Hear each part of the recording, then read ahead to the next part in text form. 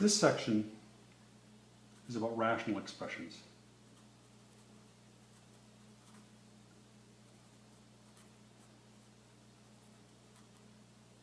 Rational means fraction. One of the biggest things I got to remind you about fractions is that you cancel common factors. You can't cancel anything unless the numerator and denominator have been factored, and you recognize that there's a factor in common in both. Remember, factoring means rewritten so that the last operation being performed is a multiplication. If I have x plus 2 over x plus 3, I can't cancel the x because the x isn't a factor. How do I know it's not a factor? Because the last thing being done up in this numerator is not multiplication, it's addition.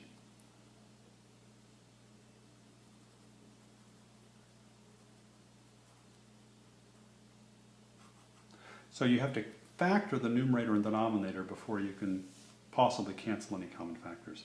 So this is about simplifying rational expressions. How about this one? X minus 2 over 2x minus 4. Okay. This 2 can't be factored with anybody down below because the top hasn't been factored, but I can factor the denominator. There's a common factor of 2 that I'll take out. And when I do, the other factor is x minus 2. You can check by using the distributive law that this does equal that. But now there's a common factor in the top that I can cancel. With it gone, with that common factor gone, that fraction is just 1/2. A lot of this section is about remembering the rules for adding, subtracting, multiplying, dividing fractions. So for instance, if I had to multiply x squared minus x minus 6 divided by x minus 5 times 2x minus 10 divided by x squared minus 4. Well, I remember that to multiply two fractions, I just multiply the numerator and denominator.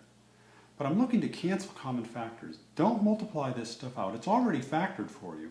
I mean, the numerator is going to be this quadratic times that linear 2x minus 10, and the denominator is going to be x minus 5 times x squared minus 4. I like the fact that it's factored. I'm looking to cancel common factors. It's just not been factored completely.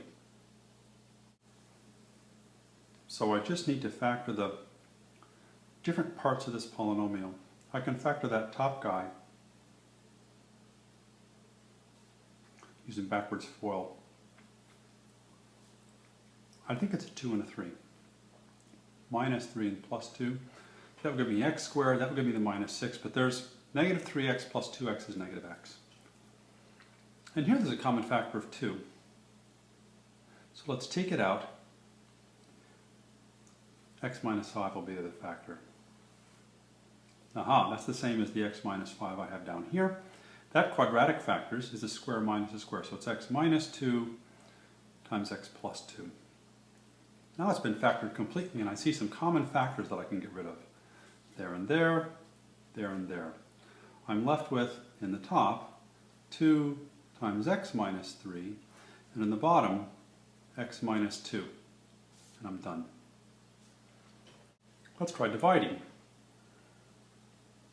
Suppose I wanted to say, simplify this expression, x cubed divided by x squared plus 9 divided by x squared times x squared minus 9. Okay, so the rule for dividing fractions is that you invert the second thing and multiply. So it's x cubed times x squared plus 9 times, invert x squared down there, x squared minus 9 goes in the top, and while I'm at it, let's just factor it, x minus 3, x plus 3. Now, any common factors? That's a square plus a square in the x squared minus 9, so it's not going to factor. None of the x minus 3, x plus 3 are going to cancel with anything down there, even though they look kind of similar. These two quadratics have no factors in common. The only factor in common is an x squared. If I cancel away an x squared from the denominator and from the numerator, I'll be left with just x on top.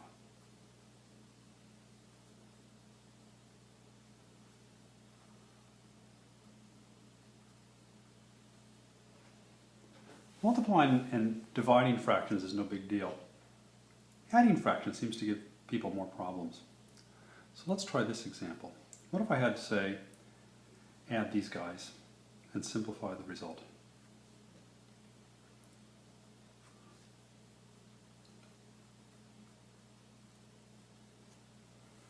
To add fractions, you get them to have the same denominator and then you add the numerators. These have a common factor of x minus 2, but this one's got an x in the bottom. I'd like there to be an x in this denominator just like that one has. So I'll multiply top and bottom of it by x.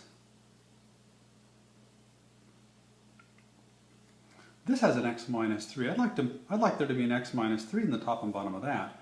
So I'll multiply top and bottom. Let me just squeeze this in. Multiply top and bottom by x minus 3. Now, it's a little messy, but they have the same denominator. It's x minus 3 times x minus 2. So it's x times x minus 2 times x minus 3. And what's in the numerator? Well, it's this stuff.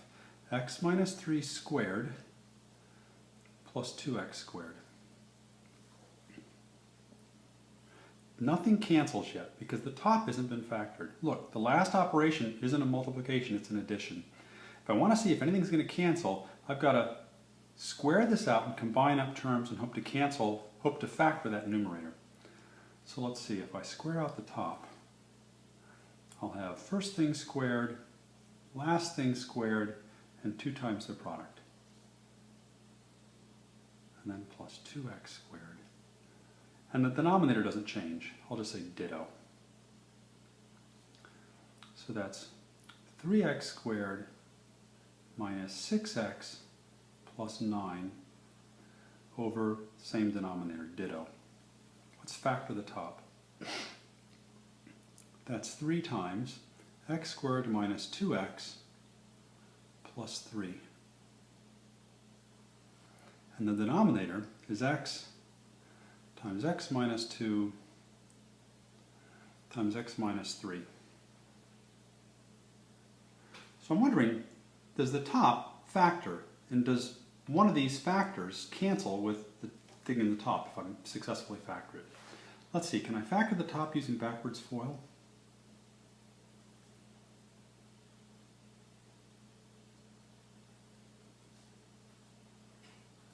There's not many choices. There'd have to be an x and an x to give me a 1x squared. This would have to be a 3 and a 1 to give me a 3. These would have to be the same, either both pluses or both minuses, to get a plus 3 there. I mean, these would have to be both the same. If they're both minuses, I'm going to get minus 2x, not minus, or I'm going to get minus 4x, right, not minus 2x. And if they're pluses, I'll never get minus 2x. So this just doesn't factor.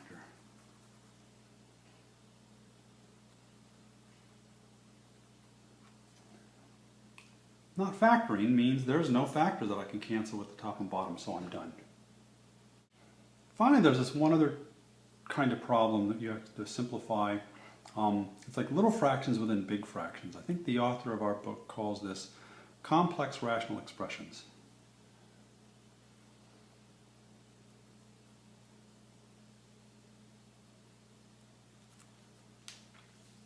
So there's 2 ways to do this problem, but I'm going to show you the fastest way. I think the fastest way to simplify this guy is to think about it like this. I would like these little fractions to go away. What makes a fraction go away? Like this x over x squared plus 1. Well, if I could multiply that fraction by x plus 1, the x plus 1s would cancel. There'd be no little fraction there. I can't just multiply that one guy times x plus 1 because it pleases me, but I could multiply the entire fraction on top and bottom by x plus 1. And when you multiply x plus 1 over x plus 1, you're multiplying the original fraction by 1 in a very special form. But that would at least allow me, this guy, to hit that and the little fraction will go away. What would make that little fraction go away? Well, multiplying it by x minus 1 would do that. So let's multiply top and bottom by x minus 1. I can't just multiply this one guy by x minus 1, but I can multiply top and bottom of the whole fraction by x minus 1. And let's see what we get. I have to carefully distribute this thing across here. When this guy hits that, the x minus 1's cancel, and I'll be left with x plus 1. When it hits the 2, nothing cancels, so I have 2 times x plus 1, x minus 1. So there's our numerator. When this hits that, the x plus 1's will cancel. So I'm left with x times x minus 1. But this also has to hit the negative 3. And nothing cancels. Now look, don't do any canceling in the numerator and denominator. The last operation being performed is a plus here and a minus there.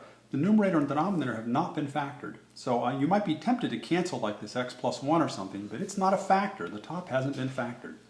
My only hope of canceling this more is to multiply this stuff out, collect up like terms, and then try to factor the quadratic. I mean, I'll have a quadratic in the numerator and denominator.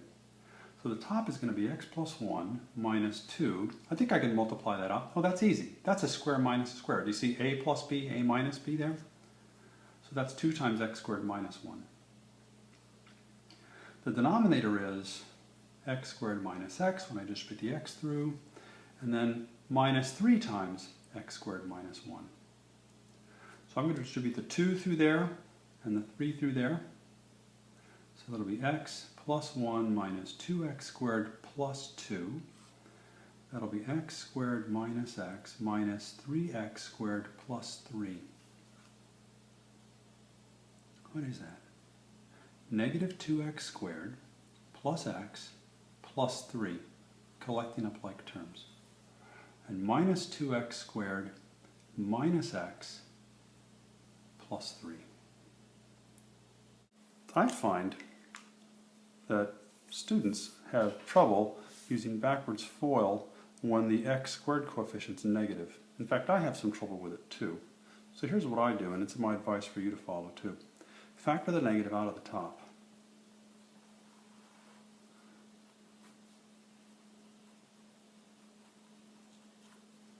And since I had the same problem in the bottom, I'll factor it out of the bottom.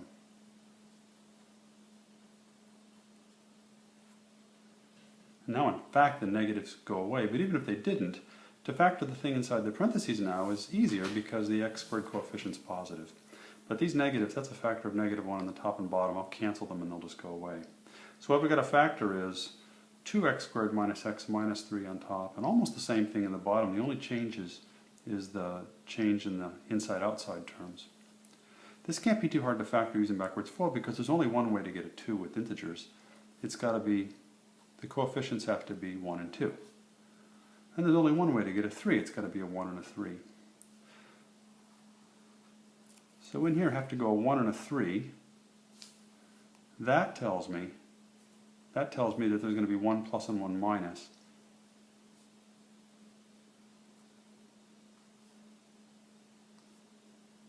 I think it's that. All right, that'll give me 2x squared minus 3x plus 2x is minus x and then minus 3. In the bottom, everything's the same except for that sign, so I think it must be this. Let's just double check. And 3x minus 2x, yeah, that's it. We're done. This trick that I put up here I think is worth writing down. So I just want to remind you.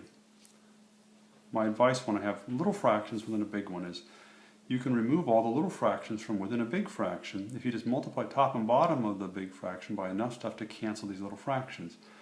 And technically speaking, the thing that will do the trick is the least common, the lowest common divisor of all these little fractions. But if you just, one at a time, multiply by enough stuff to cancel each fraction, you'll accomplish the same thing.